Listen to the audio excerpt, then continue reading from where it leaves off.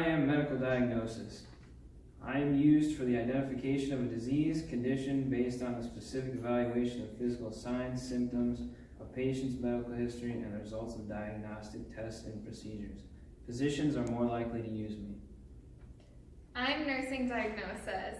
Use me when the problem the patient is experiencing for the first time. This statement usually is ever-changing, such as anxiety, acute pain. You can look at more examples of me on 228 and 229. Nursing diagnosis example. The example is deficient knowledge. This is the diagnosis problem that they're experiencing. And then this is what's causing it, misinterpretation of information.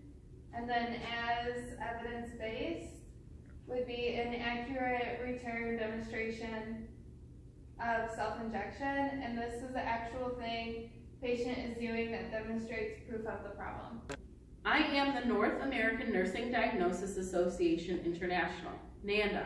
I contain several hundred diagnoses and continue to grow on the basis of nursing research. A nursing diagnosis is used to determine the appropriate care for the patient. The nursing diagnosis drives the interventions and patient outcomes, enabling the nurse to develop the patient care plan. These are the 3 types of nursing diagnoses. I'm a problem-focused nursing diagnosis. I describe a clinical judgment concerning an undesirable human response to a health condition or life process that exists in an individual, a family, or community.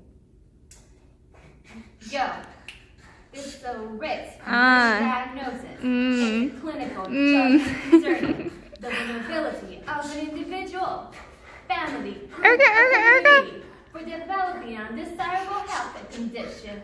These are the risk factors.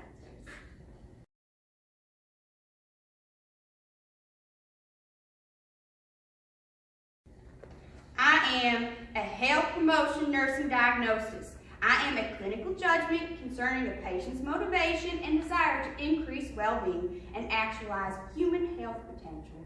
You need to use me when patients are in any health state that expresses a readiness to enhance specific health behaviors.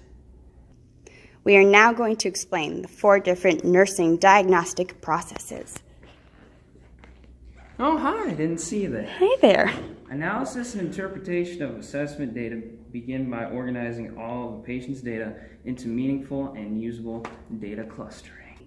Has anyone seen where data clustering is? I can't interpret without them. I guess I'll just begin. Data interpretation.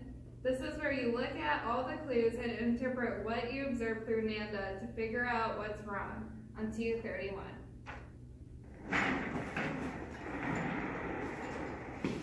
Now that data clustering is here and data interpretation just went, I am able to formulate a nursing diagnostic statement. The aim is to select the correct diagnostic statement. If you make an incorrect nursing diagnosis, the patient is likely to receive inappropriate or unnecessary care. It's important for a nurse to review the diagnostic label. The diagnostic label is the name of the nursing diagnosis that is approved by NANDA. It describes the essence of the patient's response to a health condition in as few words as possible.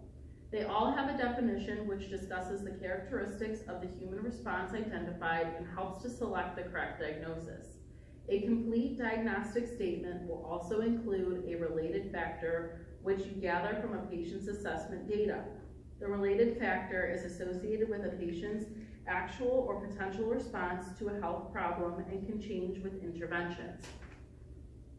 Related factors for NANDA include 4 categories, which are pathophysiological, treatment-related, situation, and maturational. When communicating a nurse's diagnosis, make sure you follow the language adopted by the agency. Most settings use a 2-part format, which includes the NANDA diagnostic label, followed by a statement of a related factor. The 2-part format provides a diagnostic's meaning and relevance for a particular patient. A 3-part nursing diagnosis is also used, but are less common. To write a 3-part nursing diagnosis, use the acronym PES, which stands for Problem, Etiology, and Symptoms, or Defining Characteristics. Cultural relevance is important because when you're selecting a nursing diagnosis, you need to consider your patient's cultural diversity. This includes their values, beliefs, health practices, ethnicity, and gender. This means you need to know the cultural differences that may affect how the patient defines health and illness and what they may or may not choose for treatment. To make culturally competent nursing diagnoses, you should always ask questions such as, what worries you the most about your problem? How has this problem affected you and your family? What do you believe will help or fix the problem? Asking these type of questions allow you to see the patient's health problem through their eyes. What are errors in the data collection? Number 1, lack of knowledge or skill. 2, inaccurate data. 3, missing data. 4, disorganization. 5, failure to validate. That's a big no-no. You also don't want errors in your interpretation and analysis of data. Make sure you review your database to decide if it is accurate and complete. You can compare your objective data to make sure that it supports your subjective data. If you're unable to validate any data, it means that there's an error. You can also look at your conflicting or insufficient cues. Errors that occur in data clustering include insufficient cluster of cues, premature or early closure, and incorrect clustering. Errors in diagnostic statement. Selecting the correct nursing diagnosis is very crucial to patients' outcomes. To reduce errors, make sure you're selecting appropriate, concise, and precise language using NANDA terminology. There are 12 more additional guidelines listed on page 235 and 236 to give you an idea more in depth how to reduce all these errors.